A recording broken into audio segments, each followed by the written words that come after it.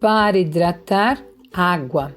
Você sabia que a maior parte do nosso corpo é composta de água? Beber água é muito importante para a saúde. A água é fonte de vida, mas não se esqueça de que precisa ser água limpa, filtrada ou fervida. Observe as figuras. A turma está ao lado do bebedouro. Todos eles estão com um copo na mão. Em quais períodos do dia você costuma beber água? Faça um X nos quadrinhos correspondentes. Manhã, tarde e noite.